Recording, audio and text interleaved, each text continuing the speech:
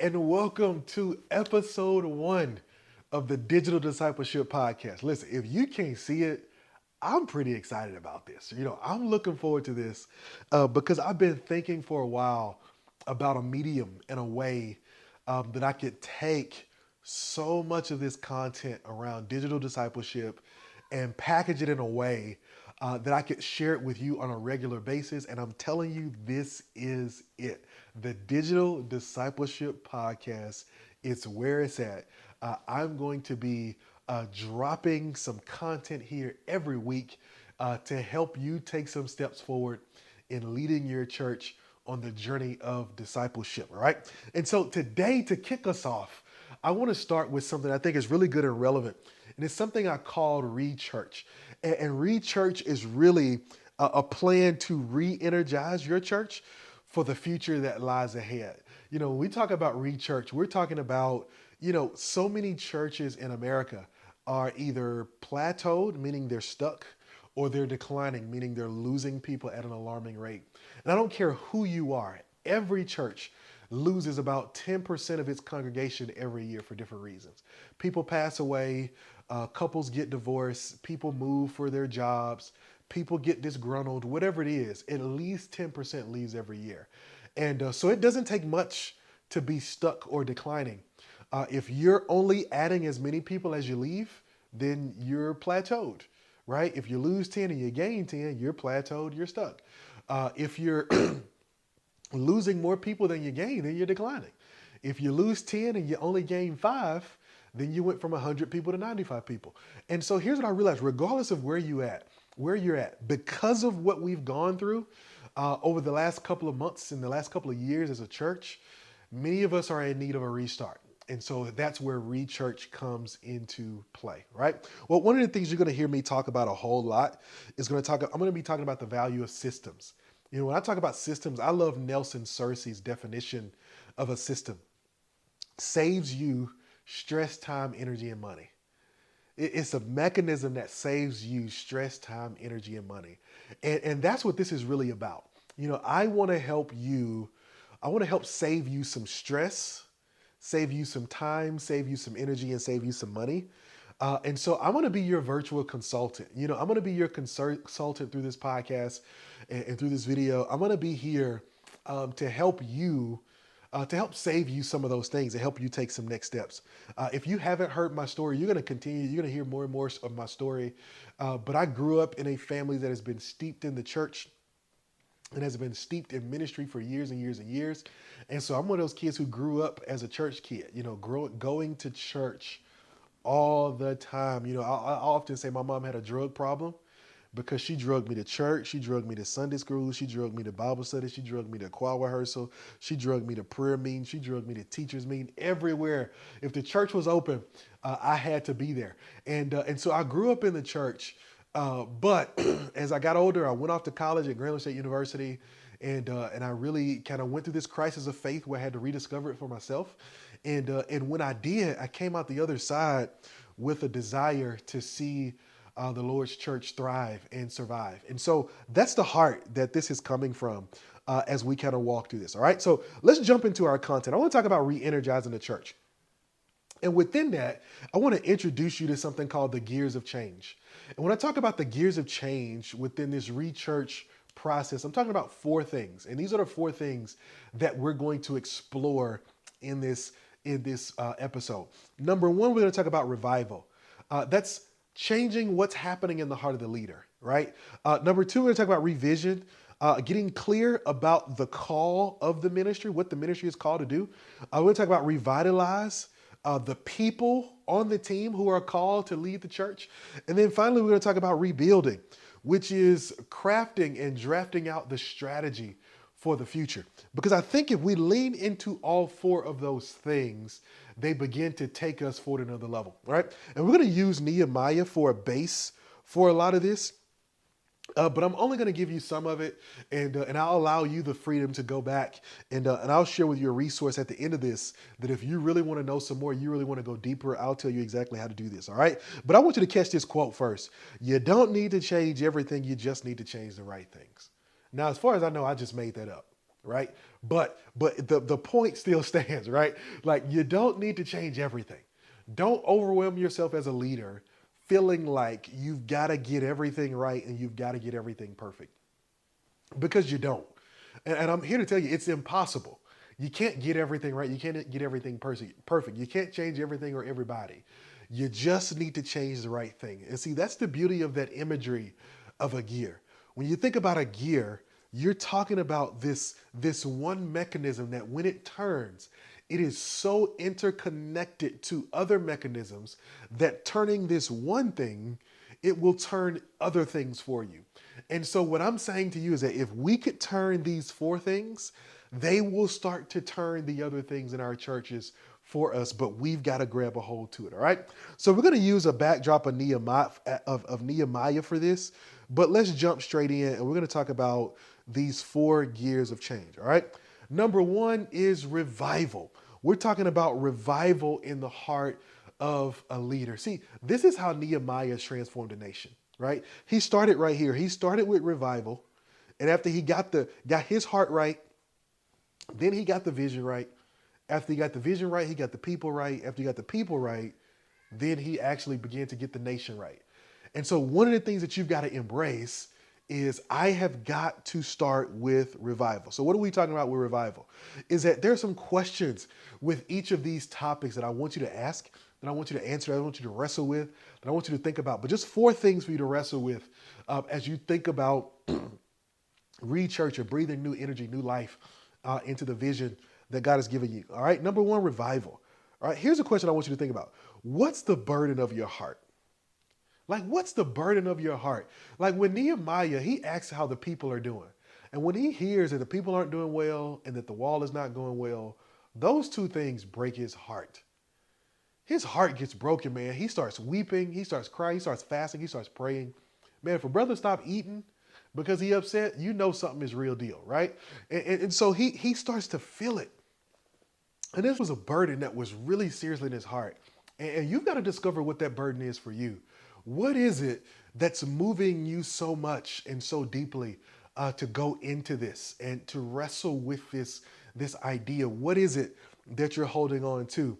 Because the truth of the matter is that if you get the right reason for what you do, then you can begin to develop the right strategy and the longevity that you need to keep on doing it. One of the reasons that people don't stick in so many of the things they try is because their reasoning is wrong. Is that they do it for a paycheck.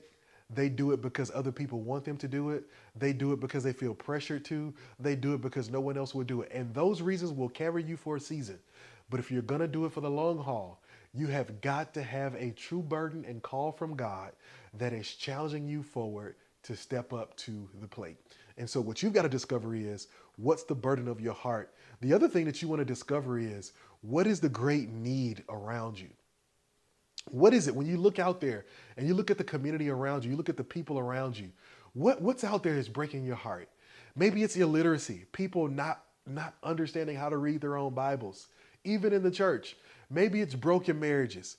Maybe it's families with the fathers out of place. Whatever it is, I want you to look out there. Maybe it's schools that don't have the resources and tools they need to rightly educate a generation. Whatever it is, you have got to allow it to give birth to a revival in your heart that comes alongside the calling of God for your life. So you got to start with a revival. The second thing is you want to look at revision, right? You want to look at a revision. How do we begin to revisit the vision?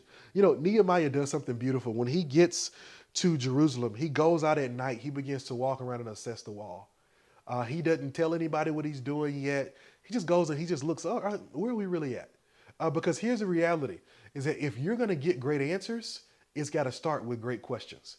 Is that you have got to be willing to ask the hard questions about what God is doing in the church so that you can get to the hard answers about what God wants to do in the church, right? And so you've got to be willing to go in there. Nehemiah went, he says, no, I need to see where the walls really are.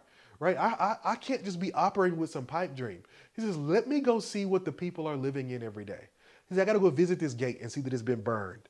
I got to go visit this gate and see that it's been torn down. I got to go see where everything is so that I can begin to cast vision about where it needs to go. And so one of the things that you can do as a leader is that as you get ready to think about how to drive the vision forward, you need to look back and you need to ask yourself, where have we been? Because Nehemiah is not just comparing the current wall to his vision. He's comparing it to its original design. He's looking at the majesty of what this place used to be, and he's using that to compare to where it is right now, because that is what the people are going to connect with. You know, one of the hardest things about being a leader is that people don't see the vision that you see. People don't see the vision that you see. And so instead of always trying to move people to your vision, you need to learn how to move your vision to people's experience. You need to learn, how do I take the vision that God has given me and connect it with the experience that these people have had? These people have been in bondage for years. These people have been praying and begging to be freed from captivity, only to get free from captivity and come and live in a different type of bondage. Nehemiah knows this. And so he starts to go back and he starts to look at, where have we been? And so you've got to go back and you've got to look in the life of the church and ask yourself, when were we most successful? You know, what were some of the most successful programs that we did? You know, what was our heyday? What was happening in our heyday? Where were we strong? What people did we have that we've lost along the way? You know, what were those things that were so significant about where you were that really points to the strength of where the church is? And as you do that, now you can look and go, okay, now what potential impact could we have? You know, here's what you're trying to do. You're trying to bridge the gap between the past and the future. That's all. You're saying, okay, look, I see where God is leading me to take us, right? I see where we've been. So now I've got to translate that to a meeting place in the middle so that those who are here and who have been through the past can now see how we're going to connect it. You know, here's the thing to think about. How could you take something that worked really well 20 years ago, revitalize it so that it works well again today? You know, maybe it's Sunday school. How do you take Sunday school and revitalize it in such a way that it works today? Maybe it's virtual. Maybe you do it through breakout rooms in Zoom. People come in and you send each one of them to a classroom where they go in and they're in these individual classes and they're having Sunday school together, right? Whatever it is, discover where your church has been strong and where God has been faithful in the past. Figure out how you can connect that to the future. Number 3, you want to revitalize, right? We've talked about revival in the heart of the leader. We've talked about revision, getting clear on the vision, right? Connecting where you've been to where you're going. Now let's talk about revitalize, because now we've got to deal with the people who will serve the vision. There are a couple of questions that you want to ask. Number 1 is, who do you have on the team? Who do you have on the team? You know, who do you have on the team right now? What are their skill sets? What are their giftings? What are their strengths? What are their weaknesses? You know, what are the big things that they could do really, really well? What are the things you can trust them with?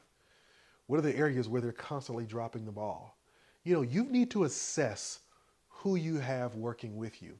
Another thing that you need to assess, and this is an uncomfortable conversation, is you need to figure out, what are the unresolved conflicts on your team?